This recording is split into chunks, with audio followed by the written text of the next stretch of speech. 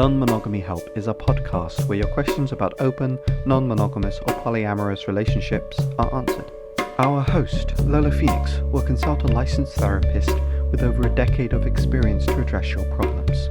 Names and locations have been changed or censored to keep your questions anonymous. You're listening to Non-Monogamy Help, the podcast. Hello, everyone, and welcome to episode 154 of the Non-Monogamy Help podcast. I'm Lola Phoenix. Please send your questions to ask@nonmonogamyhelp.com, and they'll either be answered in the podcast or the column anonymously. You're more than welcome to select which one you would prefer. You can read all the columns and listen to all the podcasts at nonmonogamy.help. Sign up to the emails I send out on Wednesday before everything goes live at nonmonogamyhelp.com/email. And you can follow the column on Instagram at nonmonogamyhelp. I am on X at the same username, but I don't really use it very much. And on TikTok at nonmonohelp. If you want to support the column, please subscribe. You can do that for free. And if you do it at the podcast shout out tier, your name with your permission will be read at the end of the podcast. You can do that at nonmonogamyhelp.com/subscribe. Let's get to this week's discussion question. If this is the first you're hearing this every week before I read the letter I put forth, the discussion question that you can use with your friends, partners, or anyone else to get to know them a little bit more. I also answer it myself briefly to give you a little bit of context. This week's discussion question is an Otter Being Polyamory conversation card discussion question. So I've talked about this a little bit before. It's a little deck of cards from Otter Being that have like different polyamory themed questions on them, which is really, really helpful to, get to know people. You can get them at nonmonogamyhelp.com/cards. It'll redirect you to the site, and you can get 10% off using the non-monohelp code at checkout. All right, this discussion question is it important for you to share or keep sharing your home with one or multiple partners? Very interesting question. I used to be one who was very much enjoying living with people. That's a weird sentence. You know what I mean? I have been the impetus kind of for my partners moving in with me or sharing a space with me, mostly because I got sad, really, really sad when I'd have to say goodbye. But now I didn't have the option to live on my own when I was in London because that's extremely expensive and completely out of my budget unless you find a good deal. I've known people who have lived in one,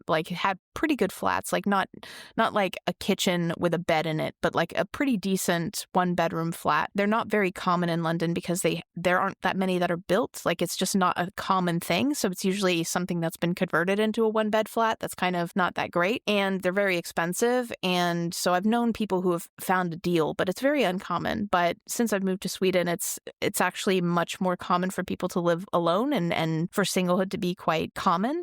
I'm saying this wrong. But anyway, since I've been able to actually live on my own, I love it. I can't I'm not completely on my own. So it's a bit different, I think, if you're on your own in the middle of nowhere. But yeah, I love it. I can't imagine now wanting anyone to live with me. I think that this is forever. I would, even if I did want to live, I think maybe they could move next door, or we could have that, I don't know if you guys ever heard of Helena Bonham Carter and Tim Burton. They kind of had two connected houses. I mean, that, if you're in that kind of an economic situation, great for you. But yeah, I don't think that I would want someone to live with me anymore. That's me personally. That's not important for me. It'd be cool if we lived in the same city. That would be cool. But yeah, I don't really want to share a house now with anyone if I can avoid it. So yeah, let me read the discussion question again. Is it important for you to share or keep sharing your home with one or multiple partners? Let's get to this week's question.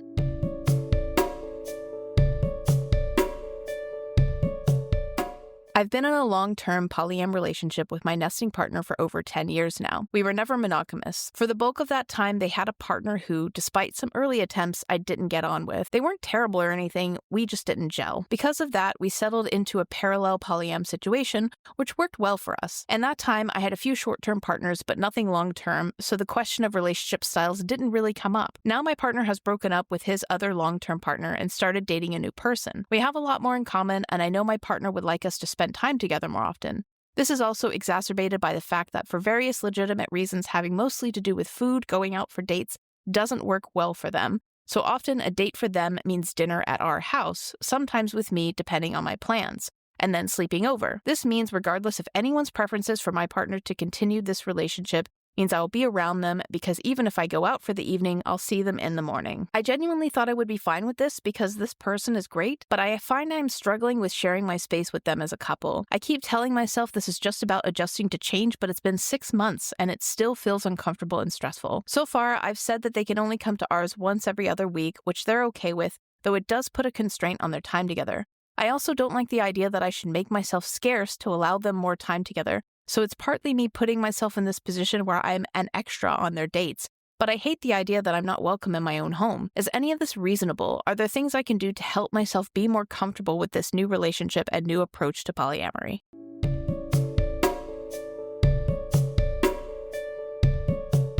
Before we get to this week's answer, I want to quickly remind you of this episode's sponsor, BetterHelp. Quite often, I encourage people to seek a polyamory-friendly therapist, and for some people, finding this locally is impossible. BetterHelp allows you to find therapists online you can send messages to. You can swap if they don't know anything about polyamory or you do not feel comfortable with them.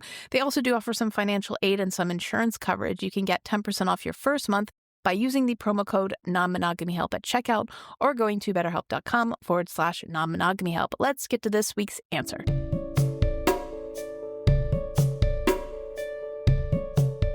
So there's a couple of things going on here.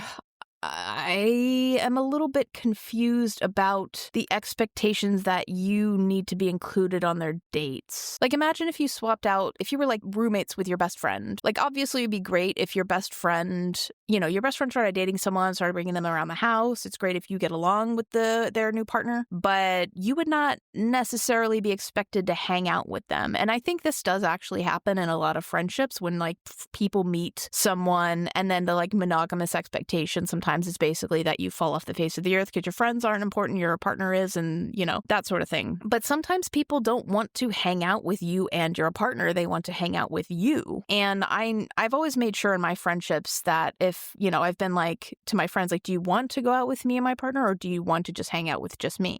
Because even though I love spending time with my partner and I love spending time with my friend and my partner, that's great. I understand that it's not necessarily about my friend liking my partner. It's just that sometimes they just want to spend time with me. So I'm a little bit confused by, I get that your partner wants you two to get along, but that doesn't mean that you need to be included on dates. And I also get like not wanting to have to make yourself scarce, but I do think that you kind of have to see this in a style of roommate type of thing, right? Like, it is your house, yes, but you're effectively sharing it with someone else. I'm wondering as well, there's a few things here. They can't go out on dates. Their dates have to usually involve food at your house. Is there a reason that they can't go to your Metamour's house? Is that off limits? Like, because yeah, I get if they can't go out for food, maybe there's like economic issues. I get that. Also, there's not, you can picnic. There's lots of other options. I'm just wondering, like, how much have these other options been truly explored? And because, yeah, like, if you can't go out to eat, that's fine. They could pack a lunch. They could, like, there's other things that you can do. So I'm not sure why that's not been explored. I also wonder if you have dedicated time with your partner, because I think it's super easy for people who live together, and I've definitely experienced this myself. When you live in the same vicinity, it's sometimes quite easy to believe that you spend all of your time together. But unless you're spending dedicated time together, it's not dedicated time. Spending time in the same house, even sleeping in the same bed, is not necessarily dedicated quality time. So do you actually have dedicated quality time with your partner? Like, do you have dates? Do you go out and eat together? Or do you have, maybe you share dinner together at home, like as you would with a roommate, but that's not necessarily the same as a date or scheduled dedicated time. So do you have that with your partner? Are there specific times that you get that are yours and yours only?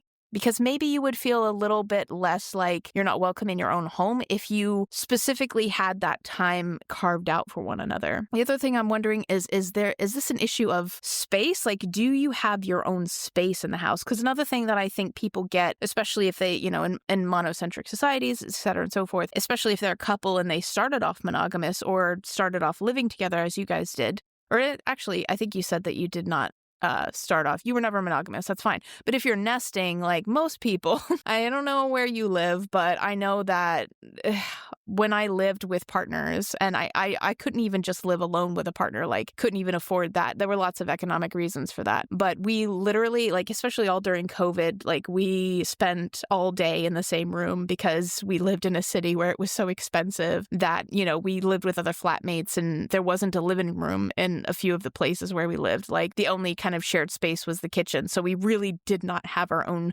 individual space. And I know that's not an easy thing, but one of the things that I wanted to do when I was finding a new home, if we could afford it, was to actually have my own room. And even though I would actually probably sleep in with my partner in the same room, I at least had my own space. So is this an issue of space? Like, do you have your own space in the house that's just yours? Is that a possibility? Like, to have your own independent space? Because I mean, yeah, it is your home, and I get that. But like, if you were living with a roommate, there would kind of be similar expectations, right? Like, they might have partners staying over, you know, and the issue of them like wanting to have a date. Like, if you had your own date time and then you know their own date time, you know, to make yourself scarce during that date time, you'd have to do the same if you had a roommate, and that still would be your home. You know, that's just about the issues of living with other people. That's just how it is. But I think if you don't have your own independent space, then that can kind of reaffirm that. And especially if you don't have dedicated time with your partner, then yeah, definitely. So yeah, I think that if you can't find a bigger place, or if that's like economically not a solution, or having your own personal space within the house is not an economic solution, I just think more can be done to explore their options, like coming over to, and when I lived with a partner and we didn't even have a living room in our house, like we shared a flat with, I remember a time when we shared a flat with like one other couple and then some rando. It was a bad subletting situation. There was like we shared the house with a couple, and then there was like one small room that just random people would stay in.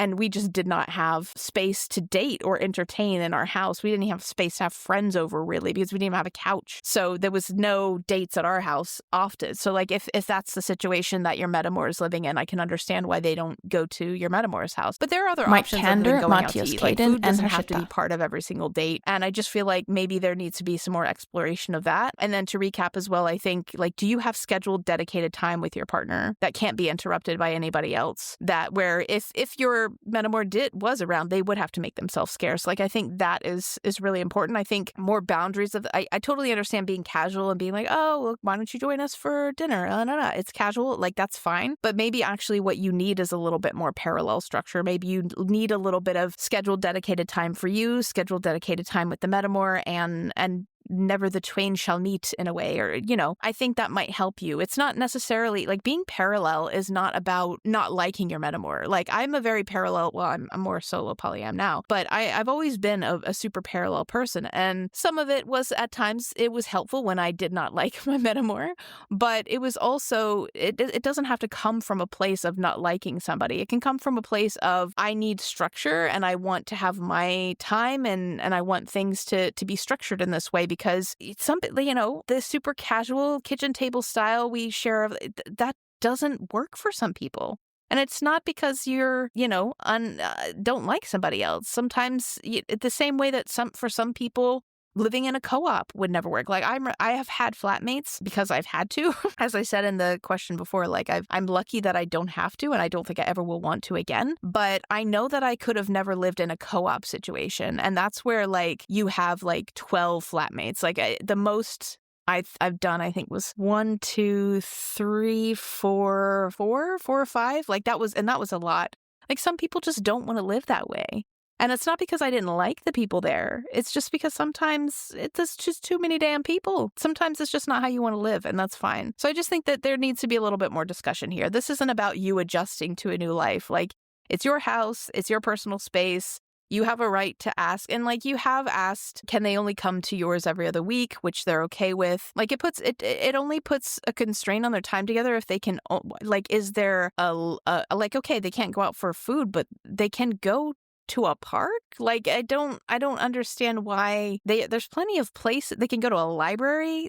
There's lots of places. Like, granted, they can't bonk in the library. If it's about sex, then obviously they're limited. But like, they can go out and hang out in other places that aren't a food place. So I just feel like, have that scheduled dedicated time with your partner and then see if there are other negotiations that can be made about that situation. I know that it's hard sometimes. Like, again, maybe this Metamour has a similar living situation that I had, and it's like, there's no space to actually have people over. But I did also have an agreement with my partner that even in that tiny, tiny space, I was like, if you want me to like go out to a movie while you have a date, that's fine. Like, that's just a negotiation thing about living together. But I just feel like if you had your specific scheduled time with your partner, then you would maybe feel a little bit freer to have that sort of casual approach. And then also, if you have your own personal space, if that's possible to have, then maybe you would feel a little less bothered by, it wouldn't feel so much like all of the space is being intruded upon because you'd have your own personal space. It's your own. So yeah, I think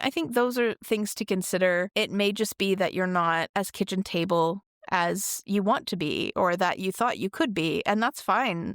I don't think you should force yourself into a lifestyle that you're really unhappy with. It's the same thing if you had, roommates and you really hate it. Like, sometimes we have to, but in this situation, I just feel like there are some things, some deeper questions that can be asked, or some things that can be worked around. And it may be just that your partner has to, accept that you don't want a kitchen table style. Like, you get along with them just fine, but like, you don't want to be a third wheel on their dates. That's fine. You don't have to be a third wheel on their dates. You can do your own thing, or you can, it's not necessarily about making yourself scarce, but like, you also don't have to be in the date if that's possible. Again, I don't know what your living situation is, so maybe it's if they're there, then you're there too. But yeah, I just think that work with what you got, but don't force yourself to be a square peg in a round hole if that's not actually what you want. So yeah, I hope that helps, and good luck.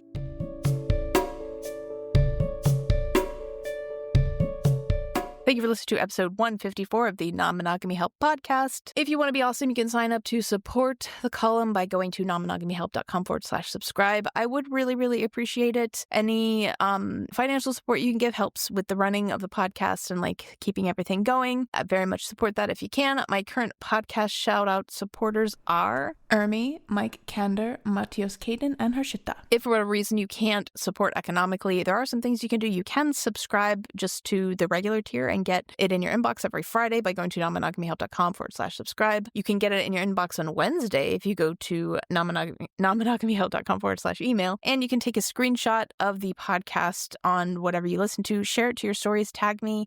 I'd really love to see it. It would mean a lot. Spreading the word around really helps. And also rate and reviewing the podcast on iTunes and Spotify also very much helps. Really, really appreciate it. That's all for this week. You will get a new column next Friday and another podcast episode in a fortnight. I think I'm actually going to be re-releasing an episode next week. It'll be one of the episodes that's been the most popular. So you'll get a re-release next week. And then, you'll get a re-release in a fortnight and then another new column next week. Thank you again for listening.